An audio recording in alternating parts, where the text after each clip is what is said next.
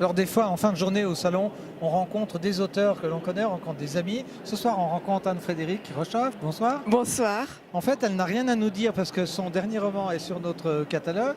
Mais Ah, c'est à nous, oui. Donc, on le connaît. J'ai oublié son titre. Vous avez La ferme vue de nuit. Ah oui, entre parenthèses.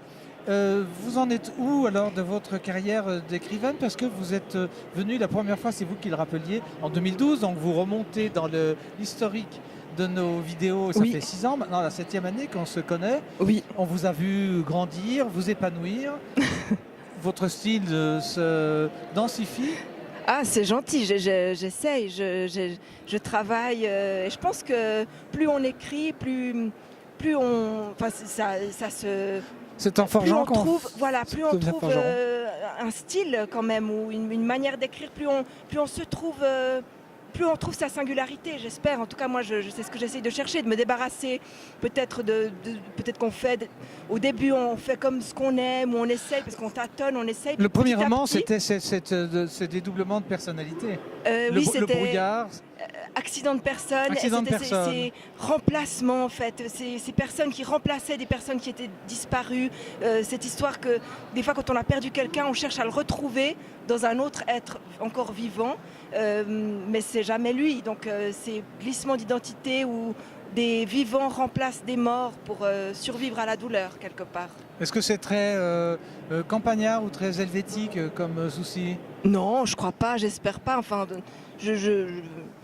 j'aimerais bien que ce soit des thématiques plus universelles quand C'est même. un peu plus même universel. si j'adore la Suisse et puis que Oui, forcément oui. j'utilise des fois des suicismes ou des choses.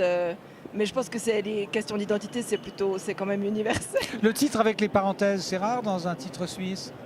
Ah, ou dans un titre peut-être en général, mais ça m'est venu comme ça en fait.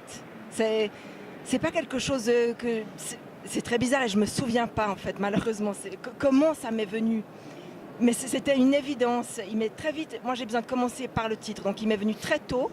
Et c'était la ferme, je crois que j'avais envie depuis longtemps de parler de quelque chose qui s'appelle la ferme. Pourquoi, j'en sais rien. Mais ça suffisait pas, il fallait ajouter quelque chose de plus poétique. Il fallait préciser que c'était Vue de nuit. Et puis Vue de nuit, ça a amené une autre dimension. Et justement, c'est pas une ferme, donc ça amène. C'est pas une ferme. On l'appelle la ferme, mais c'est une maison moderne et carrée. Oui, c'est la ferme, elle est en vous en fait. Voilà, c'est ça.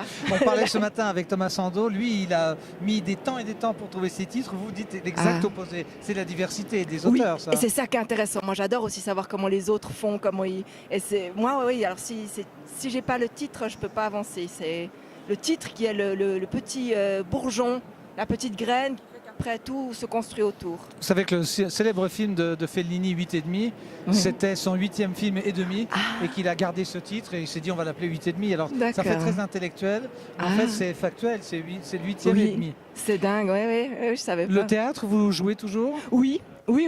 Alors pas en ce moment, mais je joue toujours et j'aimerais toujours jouer.